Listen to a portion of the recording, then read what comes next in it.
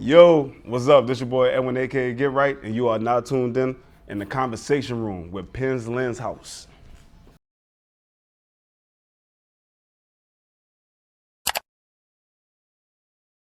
A little bit about myself. Basically, my name is Edwin Williams. I'm 38 years old, and I play basketball way too much. I played basketball for LB Landry High School. Shout out to class of 2004. And I play basketball mainly to stay in shape, but I am a champion. I'm a junior high champion, spelling bee champion. What I do now is I mess with the cameras a lot. I'm one of the type of photographers and videographers that like to do events. A lot of photographers and videographers do not like to do events. I'm actually the one that will run up in your face at a birthday party, wedding reception, whatever, and be all in your face with the camera. Even if you're looking mad, mean, I'm the one that'll have you smiling and bring out the beauty in you, and put it on camera. So that's what I do. I mess with the cameras a lot. Thanks to Chris Henry, Troy Carter, Street Talk, and a few other people. Forgive me if I'm forgetting names. I've been in their short films, as an actor. So I'm trying to do acting as well, and that's fun for me. If it turns into a career, cool. But for the most part, I do it for fun because it's very fun. Shout out to my cousin Shyla Eartham. She's starring in a movie on Amazon Prime right now. And, she does it as a career. So directors, filmmakers, all of y'all, look for my cousin, Shyla Eartham. But back to me. I'm just a basketball player, cameraman, and, and a very present father to a 4-year-old son. What made me decide to get into videography? Honestly, I was inspired by Kush DVD and Smack DVD. And that was when DVDs were actually hot. And at the time, DVDs and VHS tapes were hot. And what they would do on Smack DVD and Kush DVD, they would go around and interview different celebrities and different rappers mainly. And the rappers would do freestyles, and I was just so impressed with all the underground talent. Smack DVD was the East Coast, and Kush DVD, shout out to T. Hilly, was filmed in New Orleans. And T. Hilly is a New Orleans local that would interview so many celebrities. And so when I met him, I think that we were at Manchew's getting some chicken and rice. And I was like, oh man, I love your DVD. I like what you're doing. And he handed me a bunch of DVDs, and he was like, okay, well look, if you like my DVD so much, sell it. And I was like, okay. So he handed me 10 DVDs. He was like, here's my number, sell it, we'll split it 50-50. I was like, okay, cool. So I met up with him, gave him his money. He gave me more DVDs, and I sold all of them like that day. And I started meeting celebrities and getting them on his DVD. Shout out to C Murder. C Murder was the first celebrity that I met at Tulane University.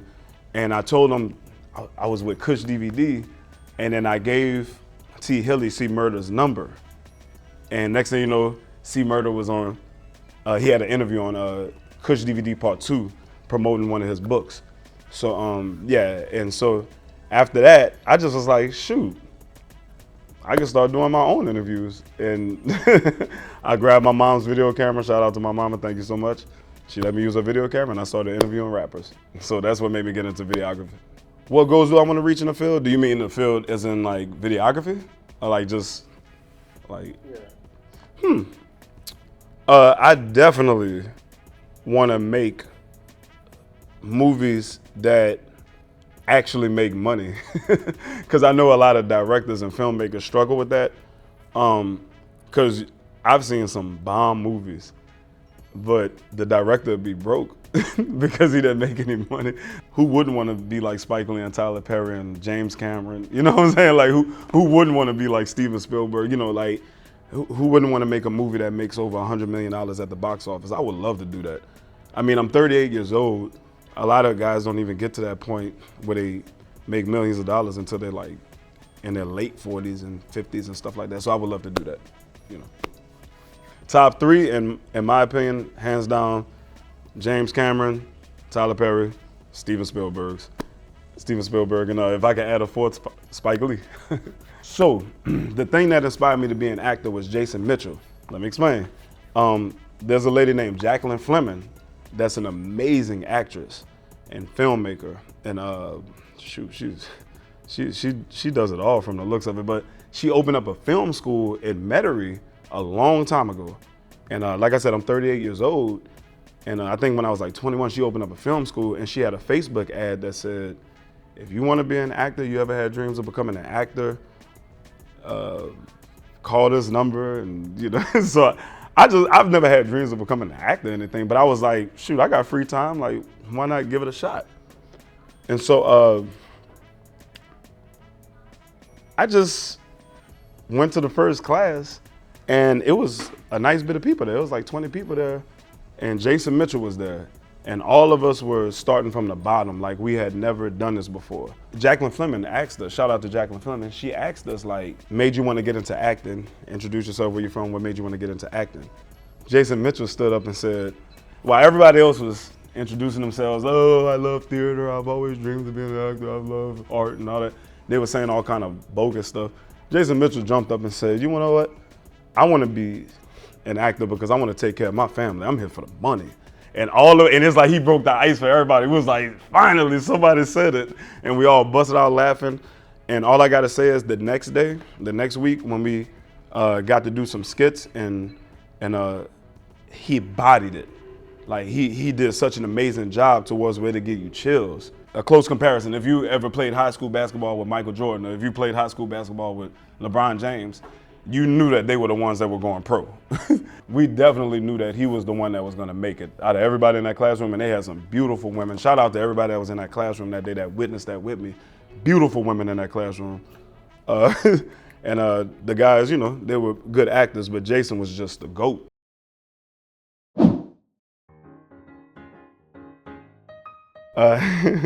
Parades. Shrimps. Silver. Nikes. Biggie. Gumbo. Like gumbo pot. Comedies. Movies, for sure.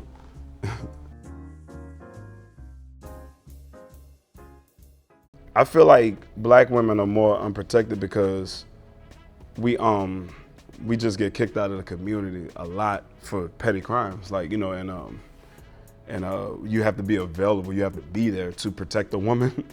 And there's been plenty of times in my life, you know, I'm 38 years old, there's been plenty of times in my life where I got arrested over like an unpaid traffic ticket or something, you know, something like that. The next thing you know, I'm actually in jail with a bunch of criminals that did violent crimes. I was selling coke and stuff like that, and I just I feel as though that if more of us were free and available, then we'll be able to be protectors, like way more, you know. So black women, and then black women are also not protected as much because the country really doesn't care for black women. And I'm saying that like it is, like the country doesn't care for black women. Like people don't really care for them like that. They don't get that love that they deserve and respect. It's a long story. I could get deep into it, but it is what it is. Like they're way more unprotected than black men, way more. Ooh, a superpower that I would choose for myself. I wouldn't mind flying, but it was a toss-up between flying and the laser eyes. I'm sorry, those laser eyes, bro, like the beams, oh my God. I love beams, because I feel as though if I had the laser eyes, then I'd probably be too violent. Like. The actor that I would choose to play me in a movie about my life, that guy that's always imitating people really good, I think his name is Jay Farrell, because I feel like he would be able to body me and anybody else. like if he was to play me, I think, yeah, Jay Farrell, if I'm saying the right name, I believe that's him. Yeah, him, that guy. I think he would kill it. I think he would kill it. Oh, my best friend described me in 3 ways? Whoo, she would definitely describe me as a narcissist. Arrogant. She would definitely describe me as arrogant. A good father. Dang, that's crazy. I was thinking about that today, earlier today. The thing that I would do if I won $10 million, hands down, is break bread with the family first. that's off the dump. Like I would break a lot of bread with my family. Even the ones that I don't talk to every day, I would just like starting off with, of course, my parents and then my siblings and then aunties and uncles. Because I would just, I would give most of it away to family because I feel as though that when one person has too much money, the government is going to find some way to get it somehow. That's just how I feel. So I'm like, you might as well spread it out because it's like, break bread because it's like one mistake could cost you all that money. Then your whole family gonna be looking at you like, well, yeah, he could have gave me that money if he was just gonna let the feds, you know what I'm saying? Like, and I have bad luck. I could make a mistake in a heartbeat. So, so yeah, I would just give it away to my family before I do anything too stupid. You know what I'm saying? So I honestly would just give it away to family. My biggest pet peeve, hands down, I cannot stand bad drivers, like careless and bad drivers. Like if you're a driver that like you don't care who's on the road and you just like flying and trying to run people off the road, I don't like that. I would really hurt somebody behind that. Like, and I pray before I get behind the wheel, and so I don't have those issues that much. And this is coming from a rideshare driver. I do rideshare driving all the time. Like that's what I do. I don't like that. I don't like whenever, because there could be a baby in the car.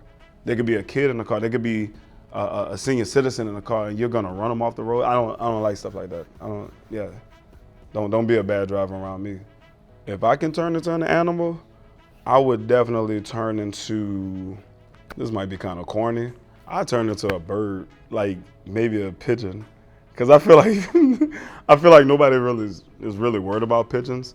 They don't get killed, like talking about like who wants to go hunting for pigeons. You know, it's like, and pigeons know everything about everybody. And I'm very nosy.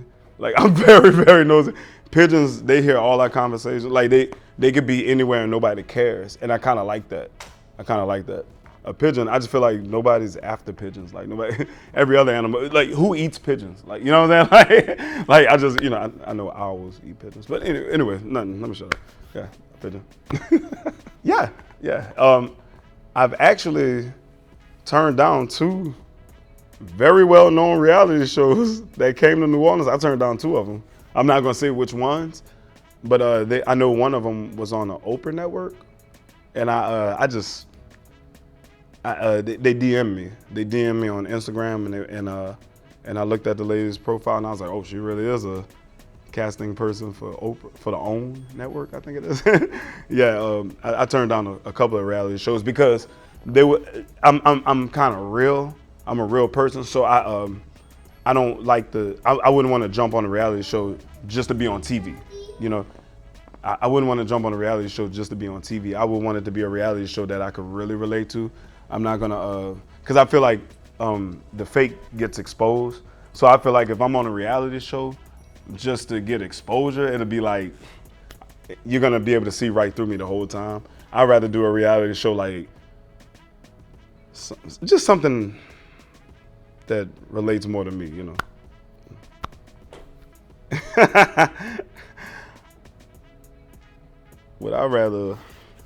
I would rather fight one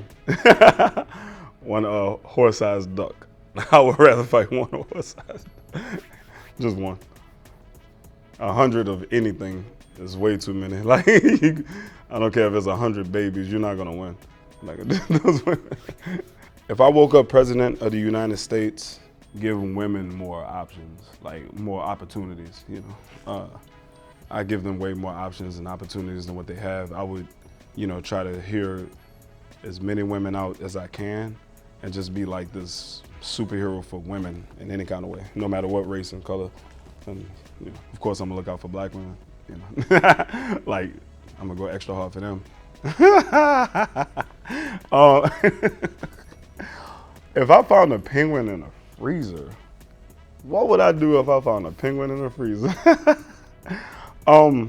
This is gonna sound real corny and cliche. I would grab my camera in a heartbeat and try to get as much proof as I could get, like whether it's my cell phone camera or my professional camera, my Canon, whatever. I try to, yeah. And so I start snapping them up first and hoping that he stays inside the freezer so I can catch as many shots as I can. Because that's usually what I do. Whenever I see like a wild animal somewhere, or just something really crazy like that, I grab my cameras. That's the first thing I do. How many basketballs would fit in this room? I would have to say about a good, easily, 2,000. I think 2,000, no. I'd say about a good 4,000 basketballs could fit in this room, like stacking them up. I'd say about a good 4,000 basketballs, like, yeah. If you gave me $40,000 to start a business, I would definitely I would possibly open up a Chick-fil-A, because everybody's all excited because Chick-fil-A's have like this really low down payment, especially if you have a certain net worth, and especially if you have like a decent credit. I'd probably open up a Chick-fil-A, because me and one of my brothers, we talked about that. Shout out to Alexander. We talked about that, recently, opening up a Chick-fil-A. So, and our credit is definitely good enough for it. Memorable experiences and challenges that I faced so far would be everything that I did with this DVD that I had coming out called Get Right DVD. That was after Kush DVD. I started my own DVD called Get Right DVD, and I interviewed and became cool with so many different well-known celebrities. And I'm talking about well-known A-list celebrities like Drake and Trey Songz and Snoop Dogg, and all kind of interviews, Redman, BG. Shout out to BG. BG was the first one. He was the first rapper to give me an interview. He doesn't know that, but thank you so much, BG. I'm so glad you're free. I love your new music, I love your old music, but thank you so much. BG was the very first one to get in front of my mom's video camera and say, what's Yanni, and this your boy, BG, aka #1 original hot boy. And he was like, and he was like, shout out to my man, Get Right DVD. And I just, that wasn't planned, it wasn't scheduled. BG, so yeah, that was awesome, because after that, I was like, dang, I could do this. And that was way in Hammond, Louisiana at Club LA. And this was probably back in 2006. You know what I'm saying? BG was the very first person to give me an interview, my own interview. Thank you, C Murder, for jumping on Kush DVD, and shout out to C Murder. And Drake always show love. Trey Songz, oh my God, he shows so much love on camera. I'm about to start releasing this stuff on YouTube, because I got a whole bunch of footage. I even got a Brian McKnight interview. After Michael Jackson passed away. And Brian McKnight said some nice things about Michael Jackson. BG, when you was locked up, I got an interview with Redman where he was like, shout out to BG, free BG. I'm about to start releasing all this stuff on YouTube. I haven't. So yeah, those are some of my memorable moments. Challenges? Actually trying to become a good basketball player. I got the name Get Right from my teammates. I was the worst basketball player to ever play for LB Landry High School. Shout out to my coach, Coach Watson, aka Pops. Since he didn't cut me, he's the reason why I made the team. Stop. Stop. He's the reason why I made the team. And I got a junior high championship with him, but he believed in me even though I sucked. And one day at practice, they was like, dang, man, you just can't get right. And then, that's what the coach said. Coach Moore said, you just can't get right. And then my teammates was like, yeah, that's what we're gonna start calling you. We're gonna start calling you Can't Get Right. And I was like, man, y'all not about to start calling me that. And then one of my teammates, big muscular teammate, he said, his name Rico, he said, hey, your name Can't Get Right. Your name Can't Get Right. Yeah, nigga. I was like, okay, I'll stick with it.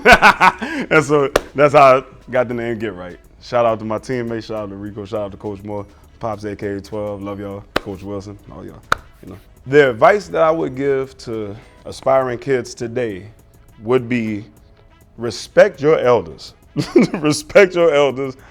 I would say keep God first, but everybody's not really into religion like that. A lot of people don't even believe in God. You know what I'm saying? So I try to, but I would say respect your elders. I'm a firm believer of you're gonna have long life on this earth if you respect your elders. I really believe that, because I know people that didn't respect their elders, and they're no longer here. They're no longer here. Not that it's funny, but kids, if you're listening, if you're looking at this interview, respect your elders, bro. I promise you it's not gonna hurt. I promise you it's not gonna hurt. Respect your elders. I don't care if you're dumb in school, smart in school. I don't care if you're good at sports, bad at sports. I don't care if you're broke, rich, I don't care if you're famous, if you're not famous, I don't care if you're popular, if you're unpopular. Respect your elders no matter what. Because it's like, what can go wrong if you do right by older people? What can possibly go wrong? You're gonna live to see some really, really good blessings. That's what I gotta tell the young people. Respect your elders, please. I hope y'all enjoyed my interview. This is your boy Edwin, AKA Get Right. And shout out to Chris Henry with the Conversation Room. Penn's Lance House Productions, baby. Let's go. Love y'all.